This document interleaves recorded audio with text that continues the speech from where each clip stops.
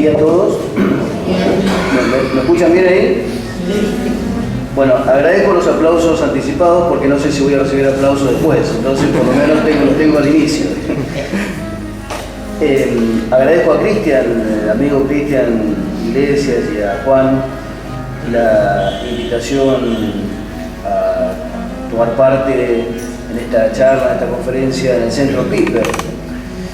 Y precisamente recordaba y tenía presente, a Joseph Piper, el filósofo católico alemán que patrocina este centro, ¿no?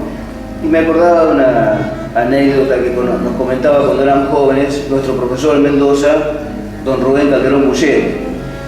Calderón Bouchet, aludiendo al carácter abstruso del pensamiento filosófico alemán, de la modernidad y del contemporáneo, y particularmente a la oscuridad de estilo del pensamiento, de la escritura de los filósofos alemanes, decía que en ese pensamiento filosófico había una excepción, una maravillosa y notable excepción, que era la de Joseph Piper, precisamente. Y es verdad, porque Joseph Piper, además de ser filósofo y católico, es un hombre que tiene no solo el pensamiento claro, sino un estilo pulido, lúcido y hasta elegante. Y Calderón decía, menos mal que Alemania produció un filósofo al que se puede leer amigablemente. Así que es una alegría y un honor estar en un centro que lleva el nombre de tan egregia figura, y ojalá que Piper, ya desde el cielo, nos ilumine a todos en esta tarea de comunicar la verdad y comunicarla de una manera bella y atractiva.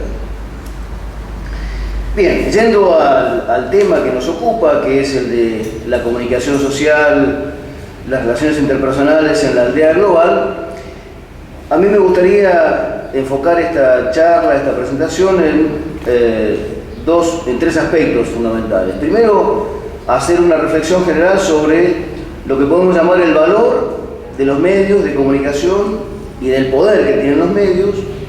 Luego, examinar lo que suele llamarse cuál es la lógica de los medios de comunicación, es decir, tratar de entender por qué funcionan como funcionan. Y por último, hacer algunas reflexiones sobre algunas alternativas posibles que nos ofrecen o que nos pueden ofrecer algunos medios como acción posible a llevar adelante.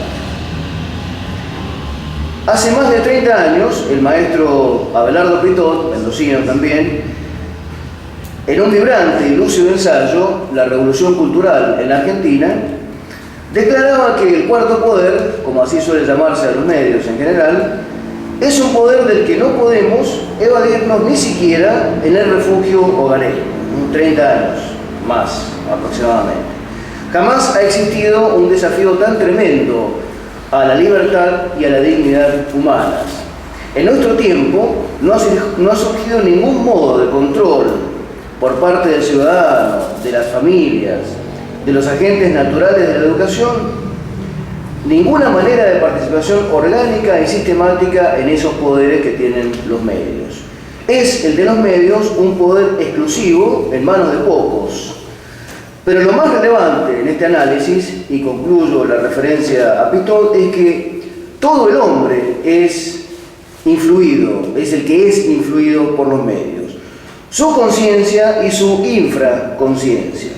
Desde ellos, desde los medios, se puede crear una conciencia u oscurecerla, pero también se puede sedimentar una infraestructura de supuestos subconscientes y hasta subliminales. Este poder, decimos ahora nosotros, no podía escapársele al proceso de la revolución cultural inaugurado en la modernidad, porque la revolución cultural no tiene como propósito tanto cambiar la economía o reformar el Estado, ni siquiera pretende solo desquiciar la educación y la cultura. Su propósito es más profundo y tiene un carácter teológico. La revolución lo que quiere es cambiar la naturaleza humana, eso es lo que quiere. Lo que quiere es liberar la conciencia de todo vínculo, construir un hombre nuevo, como diría el Che Guevara, parodiando a San Pablo. Herbert Marcuse, el gran filósofo de la Escuela Crítica de Frankfurt, el filósofo alemán de la Escuela Crítica de Frankfurt, sostenía estas palabras textuales: la revolución apunta al alma del hombre, es revolución del interior del hombre antes que revolución social, para que veamos el carácter teológico que tiene la revolución. La revolución cultural, cuyo signo inequívoco es el sesgo anticristiano que le inspira desde el principio, no podía dejar de incorporar a la comunicación social y a los medios a su proceso de sustitución de la ciudad de Dios por la ciudad del hombre. Entiéndase bien que no estoy diciendo que la comunicación y ni siquiera que los medios en sí mismos sean anticristianos o tengan de suyo propio designios antipatrióticos.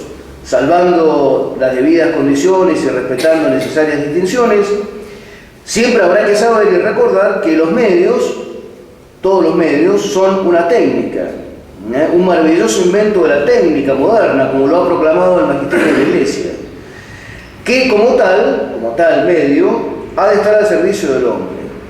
En buena filosofía, esto significa que el orden de lo técnico instrumental habrá de subordinarse siempre al perfeccionamiento moral y ético del hombre. O sirven para esto los medios y por tanto realizan el designio de Dios de que el hombre alcance su plenitud virtuosa y su bienaventuranza final, o sirven a los propósitos de la revolución. Si para cada uno de nosotros se ha dicho que el que no está conmigo está contra mí, también para los medios vale dicho mandato. No hay escapatoria posible. Desde luego que la Iglesia ha visto con certeza y con penetración el poder y el valor que tienen los medios de comunicación. La Iglesia se siente responsable por el uso de los medios de comunicación a tal punto que se sentiría culpable ante Dios si no los empleara. Esto decía Pablo VI, citado por Juan Pablo II, ¿no? Nos enseña Juan Pablo II que el mundo de la comunicación es el primer areópago del tiempo moderno, capaz de unificar a la humanidad, transformándola, como suele decirse, en una aldea global. Ven ustedes las palabras que utiliza Juan Pablo II, ¿no? La palabra areópago, que como sabemos era el espacio público de la antigua Atenas, donde los jóvenes se juntaban con sus maestros para hablar de filosofía o para discutir los asuntos del Estado. Era donde podía uno ver las bellas discusiones filosóficas entre jóvenes y maestros o entre distintos maestros de distintas escuelas. El Areópago es también el lugar donde estuvo San Pablo, predicándole a los atenienses, donde estaban las figuras de todos los dioses, y encontró ese lugar vacío y dijo: este es el lugar del Dios que ustedes no conocen. Bueno, ese es el Areópago, un lugar público. Es el término que utiliza Juan Pablo II para decir que los medios son el Areópago del mundo moderno. Y utiliza esta otra palabra también conocida, que está en el título de la conferencia, que es la de aldea global. Los medios han construido, de alguna manera han borrado o han eliminado o han suprimido las diferencias nacionales, grupales, institucionales, se han convertido al mundo en una sola cosa, en una sola audiencia, por decirlo así. Y ese es el término que quiere decir, o que esos son los significados que quiere mentar Juan Pablo II cuando habla del día global. Los medios, siguiendo con Juan Pablo II, han alcanzado importancia hasta el punto de que son para muchos el principal instrumento de guía e inspiración para su comportamiento individual, familiar y social. Se trata de un problema complejo, ya que tal cultura, antes que de los contenidos, nace del hecho mismo de la existencia de nuevos modos de comunicar, dotados de técnicas y lenguajes inéditos. Y continúa el Papa: vivimos en una época de comunicación global en que muchos momentos de la existencia humana se articulan a través de procesos mediáticos, o por lo menos deben confrontarse con ellos. Me limito a recordar la formación de la personalidad y de la conciencia, la interpretación y la estructuración de lazos afectivos, la articulación de las fases educativas y formativas, la elaboración y la difusión de fenómenos culturales, el desarrollo de la vida social, política y económica. Vean ustedes que las palabras de Juan Pablo II son fuertes. Es decir, le está atribuyendo a los medios, le está reconociendo a los medios un poder moderador del comportamiento humano formidable. Vean ustedes, dice: muchos momentos de la existencia humana se articulan a través de procesos mediáticos. la formación de la personalidad y de la conciencia, la interpretación y la estructuración de lazos afectivos, la articulación de las fases educativas. Es decir, parecería que tienen un poder formidable los medios, y parecería que es así. Hay una película, no sé si ustedes la recuerdan, de Truman Show, si no la han visto por ahí veanla, que refleja esto que dice el Papa, ¿no? Es la vida de una persona filmada desde que nace hasta que se va, hasta que descubre que su vida era un show mediático y entonces decide abandonar ese show. Pero toda su vida era una vida delante de una cámara. Y toda su vida estaba filmada por una especie de cámara oculta, sin que él lo supiese, por supuesto. Pero toda su vida era públicamente exhibida a millones de televidentes. Ya vamos a ver algunas consecuencias de esto. Aunque nos disguste, lo queramos o no, estamos inmersos en una ecosfera mediática. Estamos inmersos en una ecosfera, no una atmósfera, sino una ecosfera mediática. A semejanza del rey Midas, que en el conocido mito clásico convertía en oro todo lo que tocaba, hoy los medios han convertido toda realidad en mediática. Para muchos no hay experiencia de realidad sino a través del prisma de los medios. O cabe decir mejor que no tendríamos experiencia de ciertas dimensiones de la realidad si no fuera a través de los medios. El fundador del que es ahora oficialista y bien rentado periódico Página 12, Jorge Lanata, lo ha dicho con ironía, aunque cabe admitirse con una gran dosis de verdad. Decía Lanata, lo que no aparece en la tele no existe. Y algo de verdad tiene, algo de razón tiene Lanata. Entonces decíamos, las palabras de Juan Pablo son fuertes, son audaces. Al leerlas y meditar en ellas, recordaba una de las más influyentes teorías de los efectos de los medios. Podemos resumirla con las siguientes palabras tomadas de un estudioso de los medios de comunicación.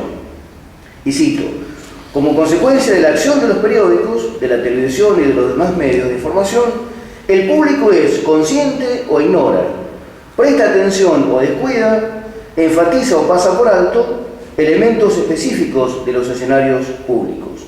La gente tiende a incluir o a excluir de sus propios conocimientos lo que los medios incluyen o excluyen de sus propios contenidos. El público además tiende a asignar importancia a los acontecimientos, a los problemas y a las personas en la medida en que reflejan el énfasis atribuido por los medios a los acontecimientos, a los problemas y a las personas. Quizás un ejemplo concreto de lo que estoy diciendo es lo que pasó el año pasado, ahora ha tomado alguna resonancia nuevamente, lo que pasó con el famoso caso de Ello Klender, Sueños Compartidos, Eve Donafini y Madre de Plaza de Mayo. Hubo un momento en que ese hecho cobró dimensiones mediáticas tipo escándalo.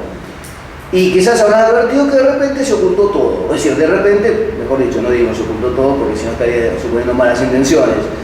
Pero de repente desapareció de la escena pública el tema. Y nadie más habló del asunto. De hecho, en las conversaciones callejeras, yo que me intereso un poco por esos temas, le preguntaba a la gente. Y la gente había mostrado un desinterés en el tema. Y eso era, a mi juicio, correlativo al desinterés que los medios, con intención o sin intención, habían puesto sobre el tema. Con lo cual corrobora esta tesis de que solemos hablar o solemos interesarnos por las cosas que los medios nos proponen como agenda, de pensamiento, de conversación, de discusión o de análisis. Pero intentemos ahora comprender un poco más eso que se suele llamar la lógica de los medios, el saber cómo es que funcionan más íntimamente y por qué funcionan como funcionan, un poco para estar a tono con el título de esta presentación. Digamos que ni la comunicación, ni la persuasión, el discurso persuasivo, es decir, el tratar de convencer a, ni menos aún la retórica, son inventos modernos, son inventos de los medios. Grecia, madre de la filosofía, también lo fue de la retórica, que es el arte de persuadir. En eso consiste la retórica. El arte de persuadir acerca de la verdad, diría Aristóteles, mediante el buen decir y la credibilidad del orador. No se crea que este arte de la palabra sea acaso un arte débil, un arte de poca importancia. Es fuerte como la guerra, y de allí que Platón dijera que el que tiene el discurso tiene la espada. El que tiene el discurso tiene la espada, tiene el poder. Aún hoy eso sigue siendo válido. Pero el noble origen y el buen linaje de la retórica, de la persuasión, tuvo un quiebre definitivo con la Revolución Industrial en el siglo XIX. Calderón Bouchet ha enseñado que la modernidad terminó con el hombre contemplativo, con el ideal del hombre contemplativo, e impuso definitivamente el homo faber, el hombre trabajador, el hombre transformador, el hombre técnico, mediante el dominio de la técnica.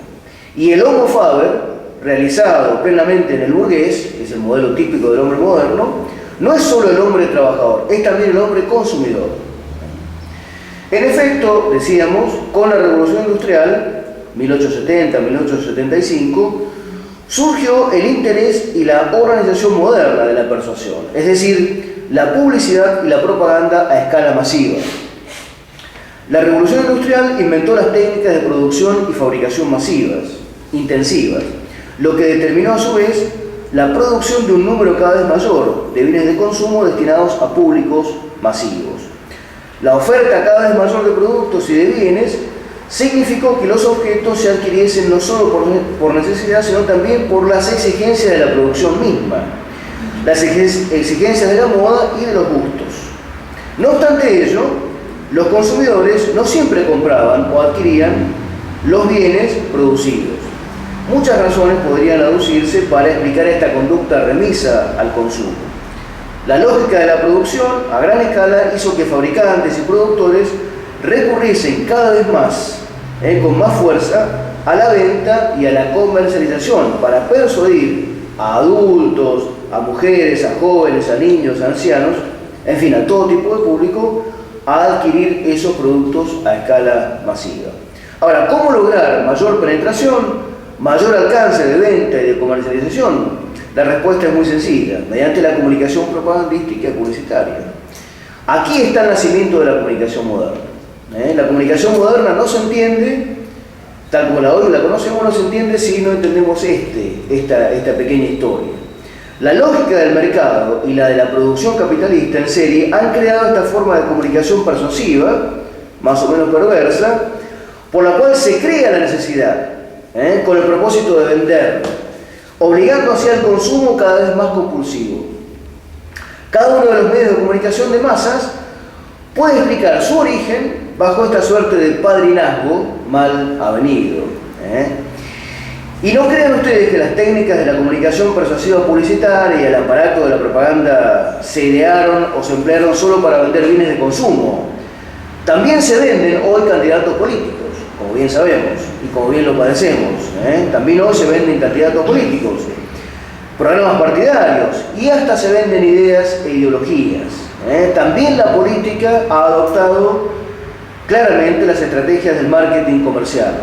Y un candidato hoy es una marca diseñada con los mismos criterios y con los mismos recaudos que suelen emplearse para vender una gaseosa, una pasta dentífrica o un jabón de tocador.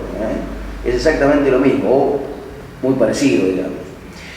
Yo quise relatar prolijamente esta historia de la Revolución Industrial y el nacimiento de los medios porque delata algo innoble en el origen de los modernos medios masivos de comunicación.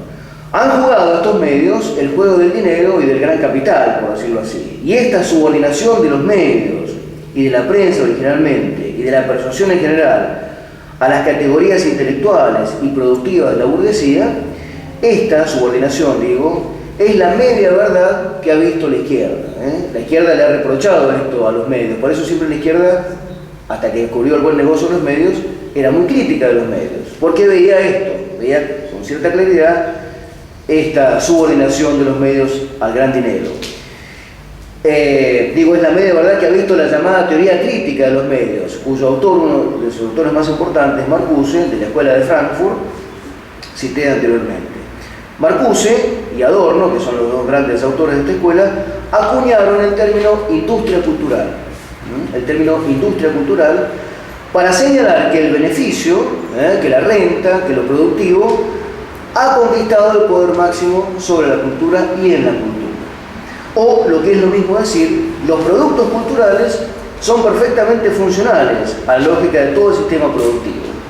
En efecto, en el sistema de la industria cultural, el proceso de trabajo integra todos los elementos, desde la trama de la novela, que ya está pensada para una película, hasta el último efecto sonoro que se diseña en un laboratorio de sonido. Esta es la media verdad que podemos reconocerle a la izquierda, digamos, sin que vayamos más allá, digamos, pero es cierto esto que dicen ellos. Ahora, no vaya a creerse que en las naciones donde gobernó o aún lo hace el socialismo realmente existente, entiéndase el marxismo, el comunismo, los medios fueron autónomos o independientes de todo interés o de todo dominio. No vaya a creerse que los medios en la izquierda son más autónomos o más independientes porque no están subordinados al gran capital. Sino del capital o de las finanzas, los medios sirvieron siempre los intereses del partido único y lo siguen haciendo, por supuesto en Cuba, desde luego. Esto es, la sociedad comandista de acciones que en nombre de la entelequia, que es el proletariado o el pueblo, sojuzga a la nación usurpando los recursos del Estado. No se diferencian en esto liberales de marxistas, no hay diferencia en este punto en ellos. Unos y otros, con distintos mitos o proponiendo dogmas alternativos, pretenden subordinar la persuasión y la comunicación no al decir la verdad, que es el fin que Aristóteles quería para la persuasión y para la retórica, sino lo que quieren es la conquista, la conservación y la reproducción del poder. Ese es el objetivo de la comunicación moderna o contemporánea. La libertad de prensa, por ejemplo, la libertad de prensa, que es el mito liberal burgués por excelencia, no es otra cosa que la cobertura ficticia de las empresas para hacer buenos negocios, gracias a los hábitos de consumo nuestros, a nuestros hábitos de consumo. Decía Chesterton que la forma de libertad más aclamada, como vanagloria y como dogma, es la libertad de prensa. Si hay una libertad que se proclama cada vez que aparentemente se toca, tenemos que respetar la libertad de prensa, la libertad de opinión, la libertad de pensamiento. Y sigue Chesterton, ya no es solamente una libertad de panfletos, sino una libertad de periódicos. O mejor, dice nuestro autor, es cada vez menos una libertad para convertirse cada vez más en un monopolio. Con lo cual es cierto, es decir, la lógica de los medios y la práctica histórica de alguna manera lo demuestra, termina siendo una concentración en pocas manos, que utiliza un poco este artilugio de libertad de prensa para ocultar ciertas prácticas informativas cuando no negocios claramente, diríamos, ocultables. La libertad de prensa es eso precisamente, la libertad que unos pocos tienen para convertirse en magnates de la información inútil, cuando no de la pornografía televisiva. Ahora, la otra cara de esta moneda, una cara es la libertad de prensa, es el mito liberal burgués. La otra cara de esta moneda es la opinión pública crítica, que sería la otra versión, es decir, lo que la prensa progresista, lo que la prensa bien pensante, la prensa crítica diría que hay que hacer. No la libertad de prensa, sino la opinión crítica ilustrada. En realidad es casi lo mismo, porque uno diría es también la cobertura ficticia del capitalismo de los amigos, como se dice ahora, de lo nacional y lo popular, para hacer también buenos negocios. Y es la oportunidad de presentar una información muy bien masticada, hasta 6, 7 y 8 veces, en alusión al programa televisivo bien conocido, ¿no? Pero, bueno, pretendía hacer un juego de palabras y me salió bien. Muy bien. Entonces, lo que yo quiero decir en esto no es que uno no crea de todos los medios, pero a veces detrás de estos dogmas, de todos estos mitos, elevados a categorías dogmáticas, se esconden prácticas espurias, oscuras, cuando no, sencillamente la posibilidad de hacer muy buenos negocios, ¿no? Ahora, si se nos preguntara cómo definiríamos, ahora vamos a lo segundo de nuestra presentación, ¿cómo definiríamos lo esencial de la comunicación social contemporánea? Esto es lo que en verdad, a mi juicio, caracteriza a los medios. Resumiríamos sus rasgos propios en tres características. Y están ellas representadas con estos tres términos: saturación, fugacidad o brevedad e inmediatez. Saturación, fugacidad o brevedad e inmediatez. Entonces, ¿cómo lo diríamos? Que vivimos actualmente en un entorno mediático saturado de mensajes, con prevalencia de mensajes muy breves, muy breves, y que llegan o alcanzan inmediatamente a sus públicos destinatarios. Esta es una de las características, a mi juicio, más relevantes de la comunicación social contemporánea. Expliquemos de qué se trata todo esto y qué consecuencias se siguen para el hombre, para sus facultades, para sus actos propios y también para las relaciones interpersonales. Nuestra era de la comunicación es una sociedad, como se suele decir, hiperinformada. Hiperinformada. Y retengamos la palabra hiperinformada. El crecimiento tecnológico ha elevado a un rango exponencial la cantidad de información que se transmite por innumerables canales. Se calcula que el ciudadano medio de una gran urbe verá o oirá en su vida más de unos 1.000 millones de mensajes o de anuncios. 1.000 millones de mensajes o de anuncios. Este entorno saturado de mensajes impone desafíos tanto al que comunica como al que recibe esos mensajes. En efecto, el diseño de los mensajes debe ser cada vez más atractivo, más potente, más sugestivo para alcanzar visibilidad en un entorno tan saturado de mensajes. De allí que para llamar la atención del televidente, por ejemplo, se recurra con más frecuencia, o deba recurrirse con más frecuencia, a la exhibición de sexo explícito o de violencia gratuita o grotesca.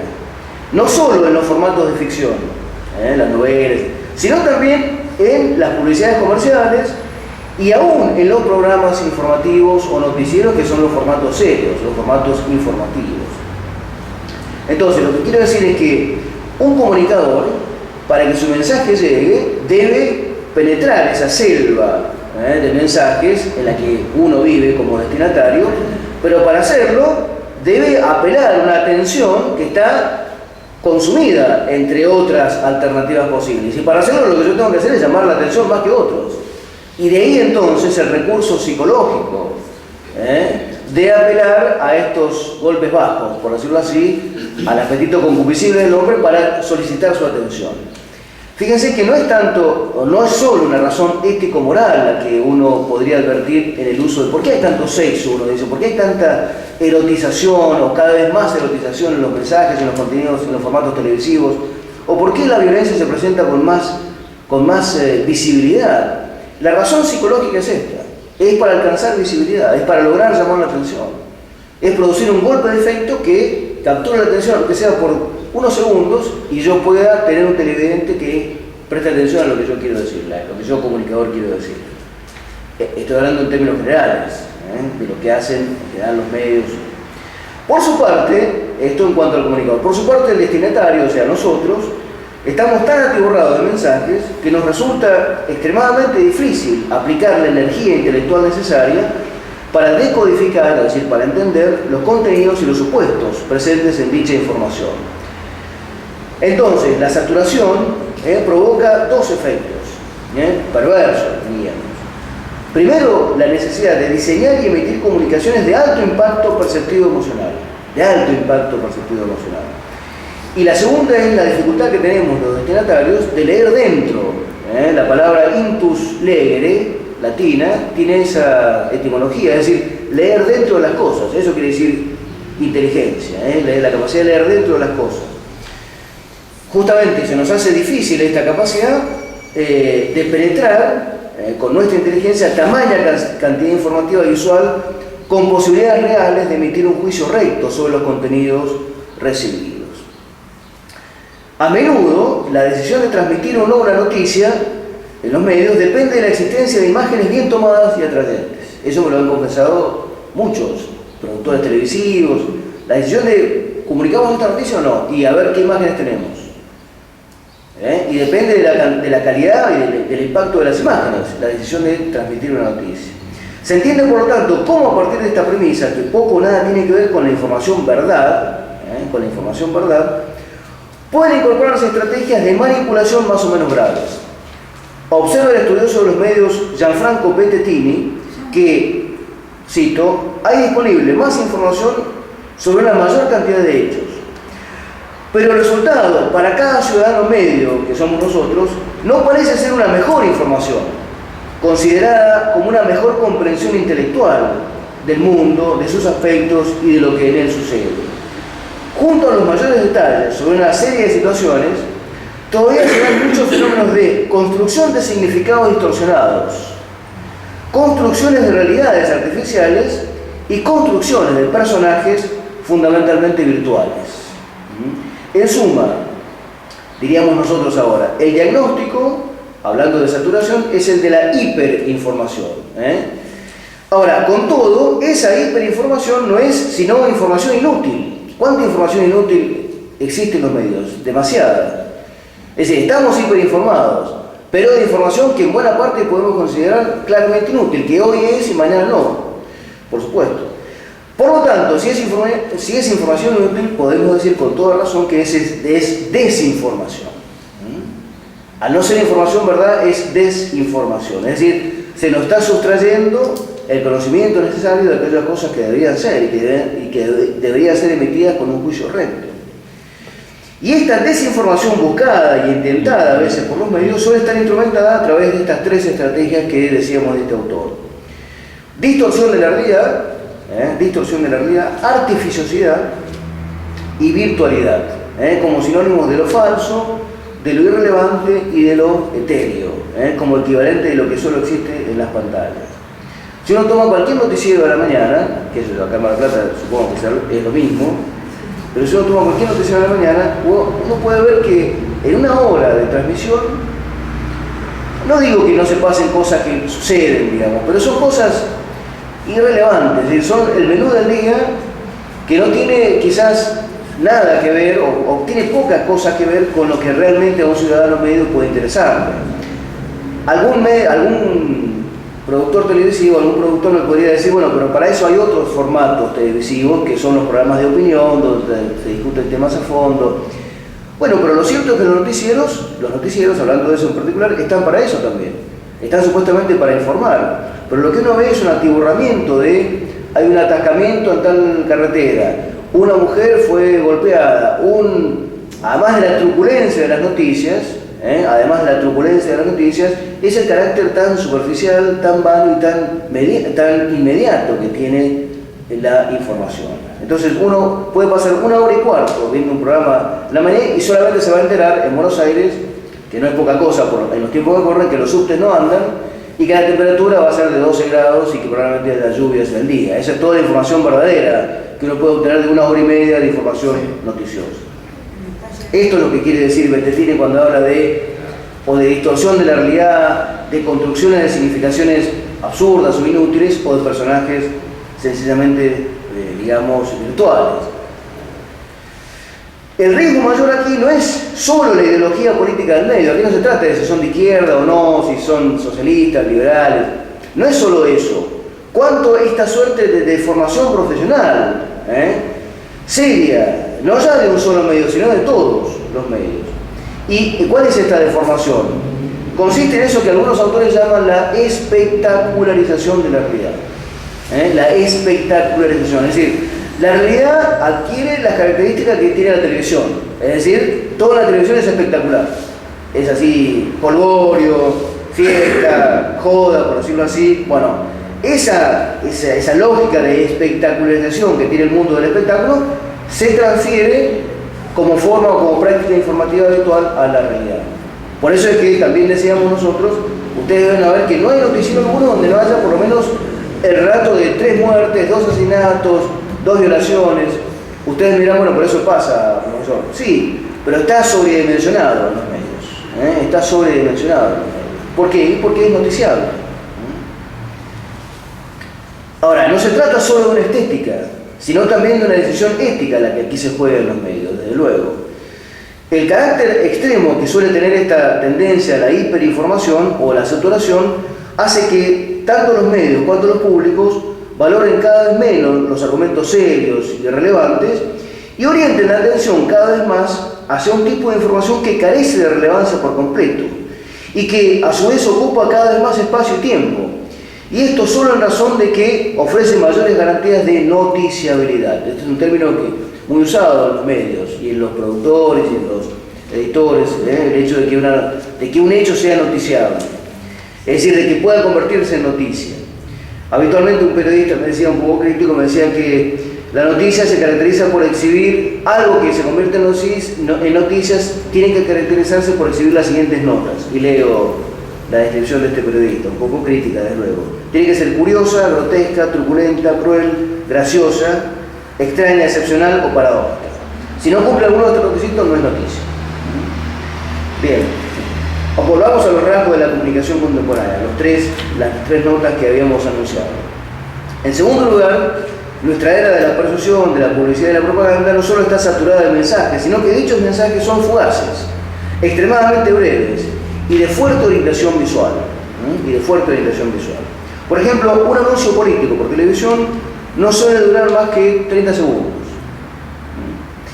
Innumerables anuncios comerciales en revistas no son más que una fotografía y una frase, nada más que eso, o a veces una frase sola o una fotografía. La rapidez que tienen los mensajes comporta también dos consecuencias. Acá también podemos ver algunos efectos de esto. Primero, tiende a convertir cuestiones complejas en estereotipos vulgares. Distorsionando así la rica polifonía y la rica complejidad que tiene lo real. De aquí se sigue el tan debatido problema para los medios audiovisuales acerca de la construcción o la representación de la realidad. Es decir, la pregunta que uno se hace aquí es, ¿los medios representan fielmente la realidad o más bien construyen algo nuevo y distinto que produce más bien una especie de ilusión de verdad? ¿Representan fielmente la realidad o construyen algo distinto, algo propio, que produce una suerte de ilusión de verdad? Y la segunda consecuencia negativa es que la fugacidad informativa, es decir, la rapidez informativa, tiende a sustituir la argumentación razonada por la omnipresencia de eslóganes y de imágenes. En síntesis, se sustituye de una manera improcedente el pensamiento por la imaginación. Con una consecuencia antropológica grave, por supuesto, porque no pensamos con la imagen, sino que pensamos con el concepto, con la inteligencia. Si nos acostumbramos a pensar con imágenes, vamos a hacer mal, porque vamos a depender pura y exclusivamente de la sensibilidad, digamos así. Y eso, decía Monseñor Aguer, constituye un desborde en la cultura contemporánea, el desborde justamente de la sensibilidad. Y esta sustitución del pensamiento por la imaginación ya lo vio claro, fíjense ustedes, hace ya 6 siglos Santa Teresa de Jesús, la monja gallega, andariega, que llamaba a la imaginación la loca de la casa. La llamaba la loca de la casa, la imaginación. Ustedes, ven ustedes, ¿no? Esto que estoy diciendo de este proceso de sustitución, de rapidez, es decir, de cómo la imagen, al presentar las cosas en términos de blanco-negro, tiende a sustituir la argumentación razonada, yo lo pude ver con cierta claridad en algunas ilustraciones o algunas fotografías o algunas imágenes cuando se discutió hace 2 años la ley de matrimonio homosexual. En realidad lo pude ver a posteriori, cuando salieron algunas publicaciones del Ministerio de Cultura y Educación, de la Nación, unas publicaciones tendientes a cómo debía enseñarse el concepto de familia, por ejemplo, en las escuelas estatales. Tengo presente ahora una publicación de hace un año que editó el Ministerio, en donde es una guía, la debería haber traído, no la traje. Es una guía para chicos entre 7 y 10 años aproximadamente. Entonces, es una guía de 20 páginas con imágenes, destinada a trabajar el tema de familia, relaciones interpersonales, lazos afectivos, prácticas discriminatorias, etcétera, etcétera. Y cuando llega al punto de familia, dice familia, aparecen 6 imágenes. Entonces aparece un papá y una mamá, de color blanco los dos. Después aparece un papá, un hombre y otro hombre, con un nene. Después aparece una mujer grandota, robusta, con una chica jovencita, otro modelo de familia. Después aparecen 2 ancianos, 2 varones ancianos. Y después vuelve a aparecer, cerrando el ciclo, otra familia heterosexual. Claro, esa imagen no tenía ninguna explicación. Eran 6 cuadros, además diseñados con el típico estereotipo para chicos de 7-10 años, todos muñequitos sonriendo, felices, alegres, el bebé mirando a su papá y a su papá alegre de tener dos papás o dos mamás. Esa imagen ahorra muchísimas palabras y evita el discurso razonado sobre lo que conviene o lo que no conviene. Esa imagen penetra mucho más profundamente que un discurso argumental sólido, de un lado o de otro, respecto de cuáles son las familias que tenemos que incorporar. Otra imagen que me llamó la atención de ese cuadernillo era el que ilustraba las diferencias de género, no ya de sexo, porque sabemos por la guerra semántica que hay ahora, el cual le debería haber hablado Rafael Breide, que ya no se habla más de sexo, y está prohibido casi hablar de sexo, de diferencias de sexo, sino de género. Debe hablarse de género ahora, la nueva lengua ha incorporado que se hable de género y no de sexo.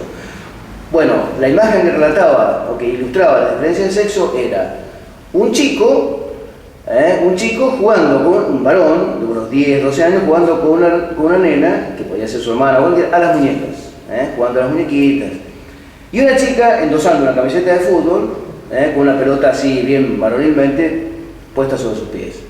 Con lo cual, lo que se quiere mostrar es que los roles sexuales, masculinos y femeninos, son culturales, no están adscriptos a alguna suerte de naturaleza humana propia, sino que dependen de los tiempos y son cambiables, son mudables. Que las mujeres jueguen al fútbol, está bien, ¿por qué no? No abro juicio sobre eso ahora, quiero decir, pero digo, pueden jugar al fútbol, pueden ser boxeadoras, pueden jugar al rugby.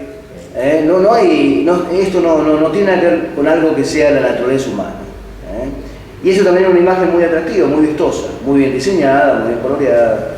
A eso me refiero con el tema de que la profusión de imágenes ahorra, imposibilitando la capacidad de razonar los problemas. Y por eso la gente tiende a pensar en estereotipos muy sencillos, y a veces estereotipos malos, desde luego, nocivos.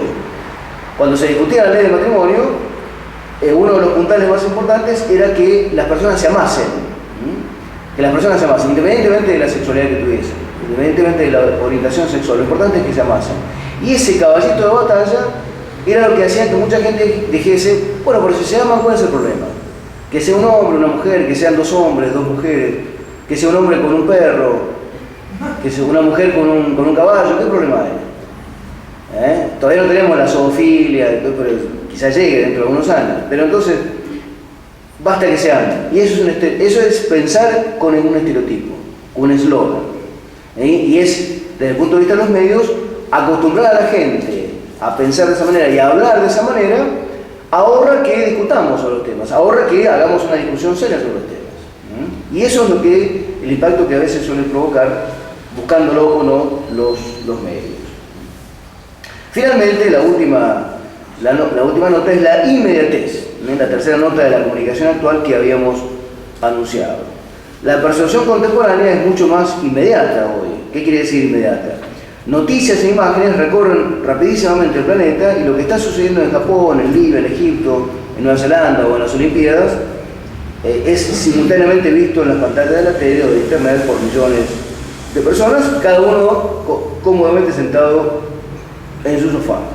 Un accidente aéreo, una catástrofe nuclear, un inocente blooper, un ataque con misiles, una pelea callejera entre tribus urbanas es inmediatamente capturada por cámaras de TV o filmado por celulares, que luego, ya sabemos, llegan a millones de hogares mediante el sencillo expediente de subirlos a la red u ofrecerlos a los canales de televisión, o por una módica suma o gratuitamente, con tal de que me pasen a mí, me digan, Ernesto Alonso nos proveyó de este video.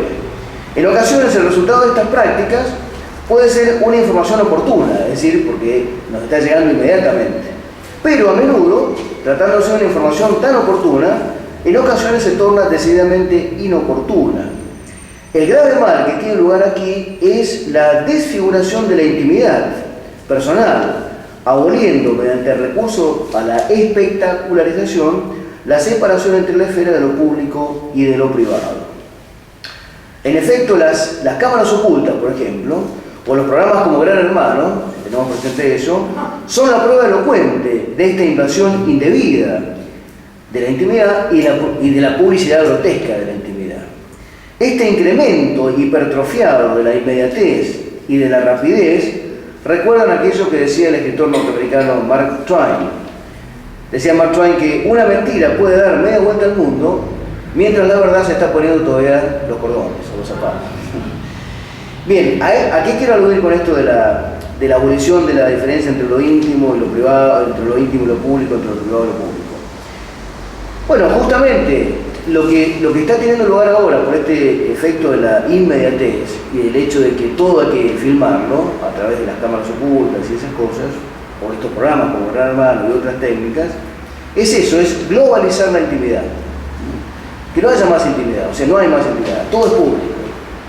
De hecho, mucha gente se regodeaba viendo lo que hacían los personajes de Gran Hermano diciendo, bueno, a ver qué hacen ahora. Y están en el baño duchándose, pero yo veo que se están duchando, sí, está bien.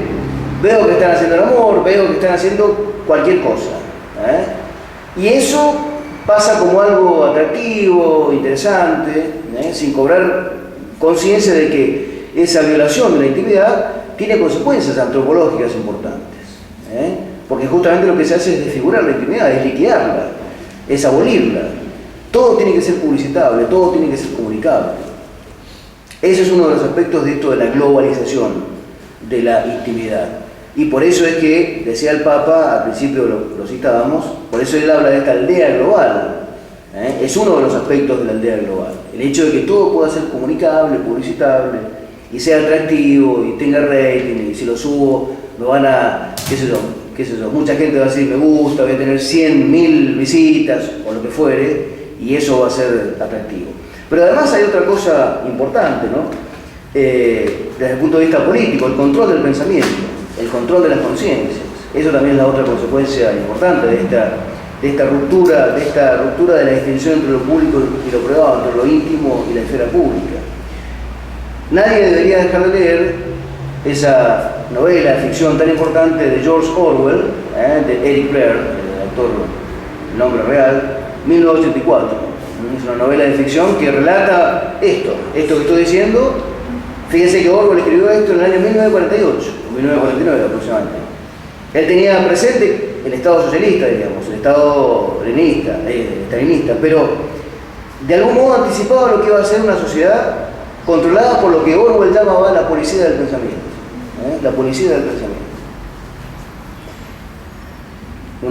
Un socialista inteligente, Orwell. Estas tres notas en las que nos hemos detenido ofrecen las bases necesarias para comprender por qué los medios construyen la realidad que pretenden o dicen ellos representar. Y volvemos a la pregunta, ¿construyen o reflejan la realidad los medios? Desde luego, los medios siempre estarán interesados en dar de sí una imagen de transparencia, la imagen de ser, como dice por ahí el texto preliminar, espejos o ventanas de la realidad. El doctor Barcia, el presidente de la Academia de Letras, actualmente condujo hace poco tiempo, hace 2 o 3 años, un pequeño sondeo empírico entre distintos productores televisivos y periodísticos respecto de cuál es la metáfora que mejor se aplicaban a sí mismos para describir lo que ellos hacían, lo que los medios hacían. Y una de las más utilizadas son estas que acabo de citar, la de considerarse como espejo de la realidad o como ventanas. O sea, quiere decirse, la ventana uno puede mirar, digamos, lo que existe realmente detrás de la ventana sin graves distorsiones, digamos, es decir, siempre y cuando la ventana esté limpia, ¿no? Esté transparente, como la del hotel en la que estoy alojado. O la del espejo, que refleja la realidad, refleja especularmente la realidad, ahí la refleja bien. El espejo es malo cuando no podemos reflejarnos a nosotros mismos. En algunas ocasiones mejor que no nos reflejemos. En otras sí. Es decir, qué bueno, qué bien que me veo hoy. De hecho, hay un diario británico, The Daily Mirror, el espejo cotidiano, así se llama, The Daily Mirror. O sea que estas metáforas siguen siendo empleadas y no está mal que de alguna manera los medios quieran emplearlo porque de algún modo hay una pretensión objetivista en los medios. Lo que a veces suele pasar es que las rutinas profesionales, como decíamos, o a veces intereses económicos e ideológicos, por otra parte, juegan una mala pasada a esta pretensión objetivista de la realidad y más bien hacen estas otras cosas que son una construcción de la realidad. Creo haber mostrado, o por lo menos he dado algunos indicadores para decir que los medios no reflejan, sino que más bien construyen o reconstruyen la realidad. agrandándola, seleccionándola, omitiendo aquello que no conviene por corrección o por incorrección política, empequeñeciendo o amplificando tal o cual escándalo, no por lo que en sí mismo tenga de reprochable, sino porque vende o no vende más, como ya dijimos. Ahora bien, el poder constructivo de los medios, así, consideradas estas tres características, vamos a dar un último paso para cerrar esta parte. Este poder constructivo o reconstructivo, para decirlo así, que tienen los medios, se articula sobre tres elementos indispensables, otros tres elementos: el lenguaje, la imagen y el contexto. El lenguaje, es decir, cómo los medios utilizan el lenguaje, cómo los medios utilizan la imagen nuevamente y cómo definen ciertos contextos para comunicar mejor algunas cosas que otras, o cómo comunican ciertas cosas. Dominar las definiciones lingüísticas que convengan, diseñar y seleccionar las imágenes de apoyo simbólico al discurso y recrear los contextos necesarios que encuadren la interpretación tanto de las palabras como de las imágenes, es el camino privilegiado, el camino real para construir la realidad que convenga a los medios, o a un medio en particular.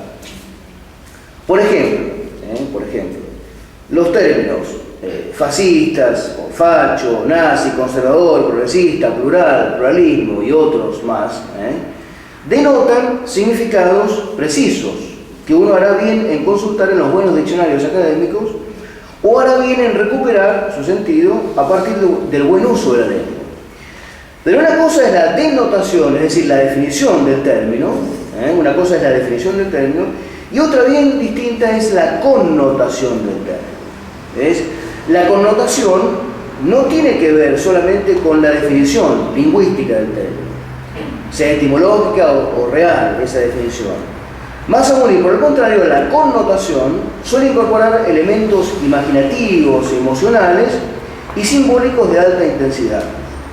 Y en variadas ocasiones incluye elementos de clara significación peyorativa, para decirlo claramente. Progresista suele tener hoy buena prensa. Ser progresista es una buena cosa. Si uno le aplican ese mote, en general uno dice, bueno, estoy con los vientos de la historia, digamos. Conservador suele tener mala prensa, o reaccionario también suele tener mala prensa. Se trata en los casos de la connotación, esto es connotación, esto es connotación, es decir, es una atribución semántica o significativo emocional de alto impacto negativo, y no hay forma de replicar a eso, o es difícil replicar a eso cuando te aplican ese mote desde la comunicación social, digamos así. Entonces, se trata en el caso de la connotación de un uso político del lenguaje. Es un uso político del lenguaje. Se trata, como lo vio bien el recién citado George Orwell, se trata de la nueva lengua, dice Orwell. Orwell en esta novela, en 1984, habla de una nueva lengua, destinada a desterrar todo vestigio saludable, respetable de realismo verbal que pueda concedérsele a la palabra adversaria, definida así desde el poder totalitario. Es decir, una vez instalada la nueva lengua, es preciso desterrar, y tiene lugar ese proceso, es desterrar toda palabra alternativa a esa nueva lengua ya impuesta y ya utilizada. Subsiste eso. Entonces, a eso me refiero con el tema de cómo las definiciones lingüísticas, cómo la selección de los términos, cómo el discurso construye la realidad. Basta con la elección de los títulos sobre los titulares. Recordemos lo que decía Platón: el que tiene el discurso tiene la espada, no tiene el poder. Además de las definiciones lingüísticas de los contenidos mediáticos, la imagen que suele acompañar al contenido puede ser decididamente influyente. La imagen, como ya lo hemos visto recién. Las imágenes que proyecta la televisión, por ejemplo, tienen una fuerte dosis de realismo, difícilmente refutable.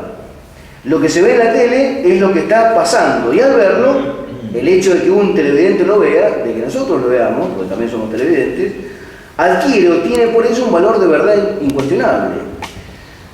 No me lo están contando, solemos decir nosotros, o suele decir un televidente, lo estoy viendo con mis propios ojos. No me lo están contando, lo estoy viendo en el hotel, lo estoy viendo yo. Y es una prueba, o es una especie de argumento a favor del realismo de la imagen, uno suele decir, ¿no? La imagen es la realidad, estaríamos dispuestos a admitir sin dificultad, con más calma, empero, estaremos dispuestos a admitir eso. Y que omite el hecho de que en realidad la imagen que aparece en los medios, y en la televisión sobre todo, es una imagen editada. Es una imagen editada. Esto es una imagen que ha pasado por un cuidadoso proceso de selección, de omisión y de completamiento editorial. Es decir, no es la imagen en bruto, es la imagen que está sometida a un proceso de editorialización, es decir, es una imagen reconstruida, con el propósito de seleccionar algunos rasgos, algunas dimensiones, ocultar otras, lo que fuera. En suma, se trata de una imagen de estas características. Por lo tanto, la imagen que aparece en la televisión con esta dosis de realismo y espontaneidad es una imagen que ya aporta, que ya lleva en sí una determinada definición de la situación. No es una imagen espontánea, es una imagen que ya lleva una carga interpretativa importante. Y en esto consiste, por lo demás, la recreación de contextos determinados, tal como suele suceder con la elección de las palabras o de los términos que se escogen para describir un hecho o caracterizar una situación o definir a un personaje. Podemos recordar en este sentido de la imagen, de la reconstrucción de la imagen, lo que pasó cuando el atentado a las Torres Gemelas en Estados Unidos, en el 2001. Si mal no recuerdo yo, casi no hubo imágenes mostrando cadáveres, o mostrando el dramatismo de un cadáver destruido, de un cadáver destrozado.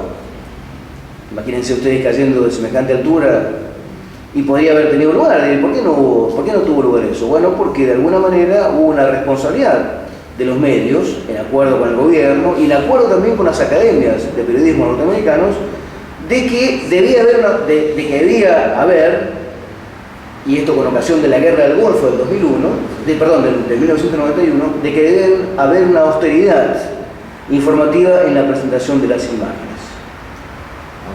Una decisión ética respetable y saludable, en la que estuvieron de acuerdo tanto gobierno, medios y universidades, academias, para que ese pacto de alguna manera se cumpliese.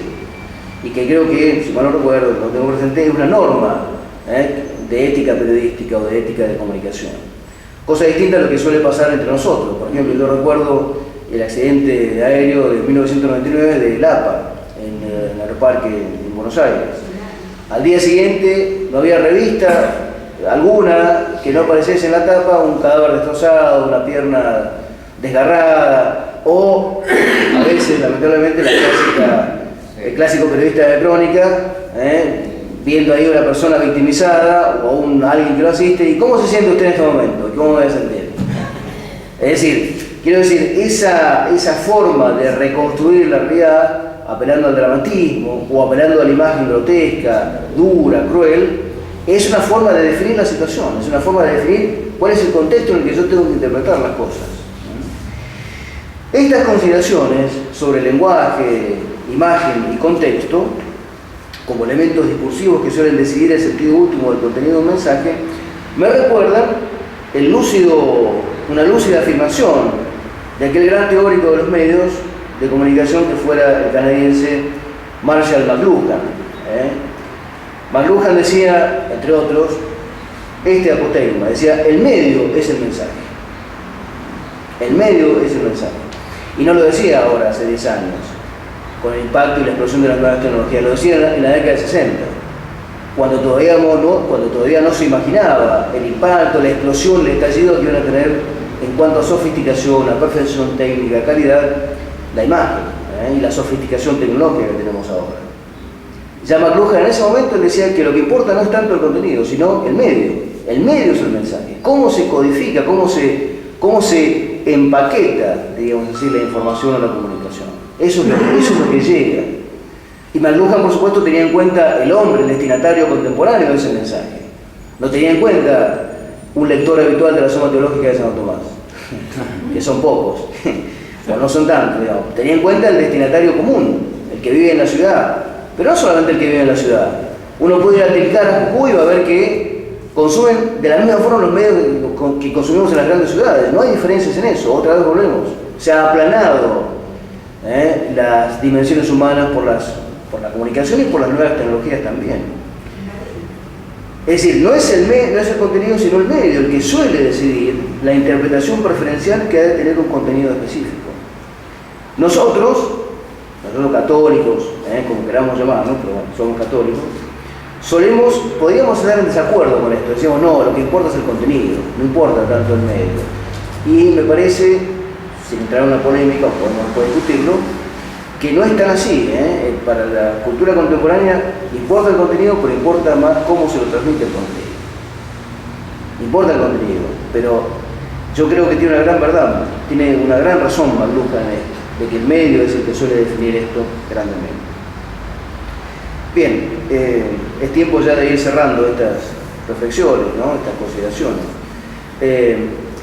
Yo creo que los tiempos que corren ofrecen algunas posibilidades que eran insospechadas hasta no hace muchos años atrás. Nosotros hemos hablado hasta ahora de, diríamos así, al hablar de la comunicación social o al hablar de los medios, en general he tenido presente los medios llamados clásicos, la televisión, la radio, la prensa, son los así llamados medios tradicionales o medios clásicos de comunicación. Ahora podríamos hablar o despachar algunas palabras de los nuevos medios electrónicos o las nuevas tecnologías de la información y la comunicación, que las mencionamos simplemente. Al principio citábamos a Juan Pablo II, denominando el primer areópago del mundo moderno al universo entero de la comunicación y de los medios de comunicación. A diferencia de los medios convencionales, radio, televisión, prensa, las nuevas tecnologías de la comunicación han horizontalizado, por así decir, aún más la comunicación, reduciendo la brecha que existía en aquellos otros medios, entre emisor y receptor. Las nuevas tecnologías permiten una más rápida, una más directa y quizás una más lograda penetración del mensaje. ¿Por qué decimos que han reducido la brecha entre emisor y destinatario? Porque en los nuevos medios uno puede justamente llegar, qué sé yo, si yo tuiteo puedo llegar hasta comunicarme con Héctor Timerman, por ejemplo, o con Aníbal Fernández. En ese sentido hablo de horizontalización, en el sentido en que quizás esa práctica es mucho más difícil en los medios convencionales. Está bien, algunos me dirán, bueno, pero uno puede comunicarse con el editor, con el programador, con el productor, o puede, qué sé yo, hacer una campaña importante a través de cartas de lectores y puede llegar a un periódico. Pero convengamos que esa brecha todavía existe, digamos, en los medios convencionales y es mucho menor en las nuevas tecnologías, a mi juicio, ¿no? La galaxia Internet ha creado un tipo humano característico, el hombre electrónico, o al decir de Mark Prensky, un comunicólogo contemporáneo, lo que se llama el nativo digital. Los nativos digitales, a diferencia de los inmigrantes digitales, los inmigrantes seríamos nosotros, los que tenemos más de 40 años. Los nativos son los que han nacido con estas tecnologías, es sencillamente el término de Mark Prensky. Digo, los nativos están habituados a los modelos comunicacionales de la era digital que conjugan al menos tres variables importantes. La interactividad, esto es, la posibilidad de manipular e influir directamente en su experiencia con los medios de comunicación y a través de ellos establecer comunicación con otros usuarios, una multiplicidad de usuarios, millones de usuarios. En efecto, la explosión de las redes sociales es un testimonio claro del fenómeno de la interactividad como nuevo modo de generar comunicación y probablemente consenso. Algunos dicen que la caída del gobierno de Mubarak, entre otras cosas, fue fogoneada, fue instigada por la alta presencia de comunicación en redes sociales. No sé, no me animaría a afirmar tal tesis, así con tanta certeza, pero algo de eso hay. Eso es lo que quiere decir Prensky cuando habla de interactividad. La segunda variable propia del nativo digital es la hipermedialidad, esto es, la creación de una base propia de interconexiones entre los componentes de comunicación según la voluntad del usuario. Y la tercera característica es la inmersión continua, mediante la cual los nativos digitales navegan con mayor o menor intensidad entre formas y presentaciones no lineales, resultante de las estrategias estéticas y formales derivadas de los procesos anteriores. Esta inmersión continua me hace pensar en un fenómeno muy característico de los estudiantes secundarios y universitarios. Yo doy clases en un colegio secundario y en una universidad, Y cuando a veces les pregunto a los chicos cuáles son los hábitos de estudio que tienen, entonces me dicen, bueno, dice, en realidad lo que yo hago es tener mis apuntes sobre el escritorio, donde esté, y tengo la compu prendida, ¿no? Y bien, ¿y para qué tenés la compu prendida? No, porque navego en internet, ¿no? Pero navego en internet, escucho música, chateo con algún amigo, qué sé yo, veo alguna página, entonces hay desplegados abajo, minimizados, 7, 8 menús, para estar atento. Digo, ¿y cómo te podés concentrar así? Bueno, digo, ¿cómo haces para compatibilizar esa hiperactividad con tu estudio? La respuesta es que, bueno, hacen lo que pueden, ¿no?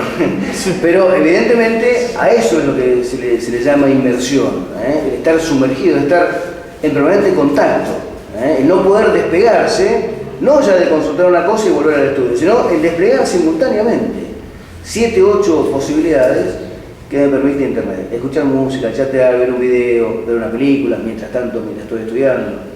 Ayer una chica, pero esto es normal, los chicos lo dicen con absoluta naturalidad, no es que se sonrojan por esto o piden disculpas. O me dicen, no, profe, discúlpeme, en realidad es una mala práctica, yo sé que tengo que... No hay ningún problema con esto. Ese es el carácter de nativo digital que tiene. Ayer una chica me decía que había perdido, con su BlackBerry, ayer me lo contaba, pero había pasado hace una semana, había perdido conectividad. Y entonces me dijo que se había desesperado.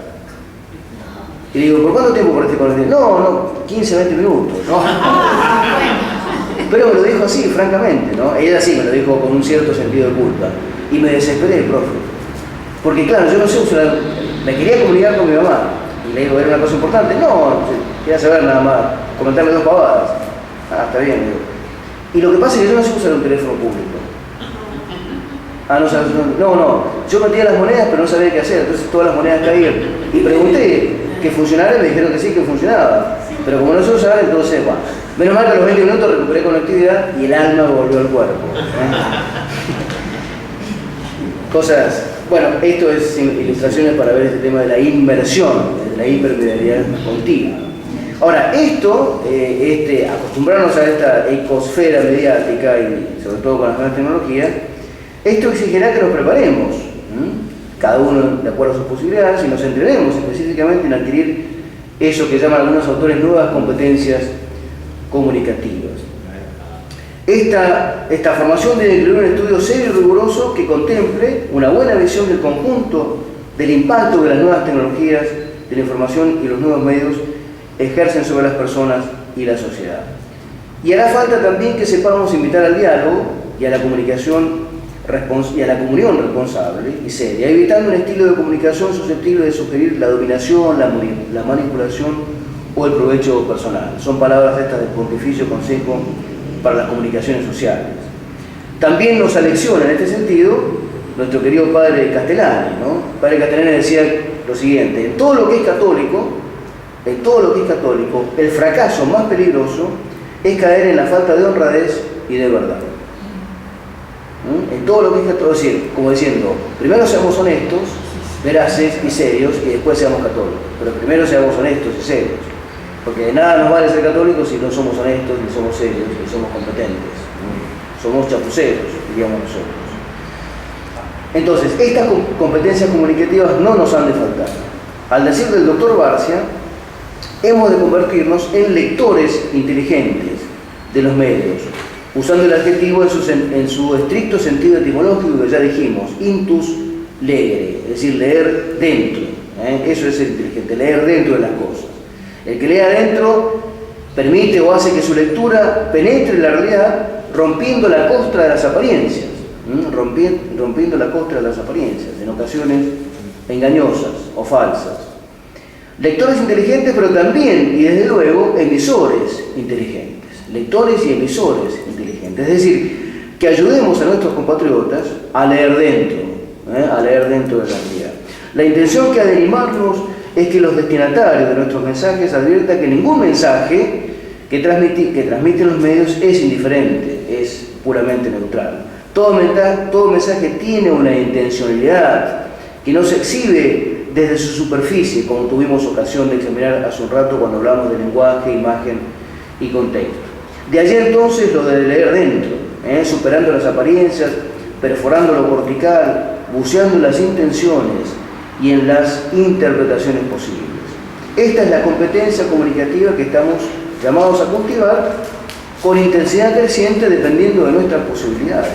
Si no, nos perdemos, si no estamos al margen del mundo contemporáneo. Es decir, nos podrán gustar las nuevas tecnologías, pero más vale que nos acostumbremos de alguna manera a ellas, porque no va a haber marcha atrás sobre esas cosas. No es que va a haber marcha atrás, no vamos a volver a 10, a 20 o 50 años atrás. Entonces, lo que tenemos que aprender como buenos católicos y como buenos tomistas es a ser realistas con las características de la cultura contemporánea. Vean ustedes que Santo Tomás, para poner un ejemplo que nos puede gustar, Santo Tomás fue un moderno, fue un avanzado para su tiempo. En su tiempo, en el siglo III, en el que vivió Santo Tomás, Aristóteles estaba prohibido. O había una discusión seria a nivel eclesiástico sobre el valor de Aristóteles. Y Santo Tomás se animó a leerlo, es decir, como se había animado a leerlo su maestro Alberto Magno, ¿no? Y a comentarlo. Santo Tomás se animó a leerlo y a comentarlo. Fue novedoso, diríamos nosotros hoy, fue innovador Santo Tomás, como lo habían sido otros, animándose a incorporar lo que de alguna manera intuía este santo, que era aprovechable para la interpretación del patrimonio revelado. Y si uno ve a Santo Tomás, si uno por poco que lea a Santo Tomás, se va a dar cuenta de la multiplicidad de autores que cita, y no solamente cita a los padres de la Iglesia, cita por supuesto al filósofo, como le llama siempre a Aristóteles, con ese signo de reconocimiento, de honor y de distinción, pero cita también a heterodoxos, cita a Avicena, cita a Averroes. Es decir, no tuvo miedo Santo Tomás de incorporar, o de discutir, o de dialogar con los hombres y las tendencias de su cultura, de la cultura de su tiempo, e incorporarla inteligentemente al patrimonio de la filosofía perenne. Bueno, similarmente, o de modo similar y análogamente, nosotros tenemos que hacer lo mismo. Nosotros tenemos que hacer de alguna manera también como hizo Santo Tomás.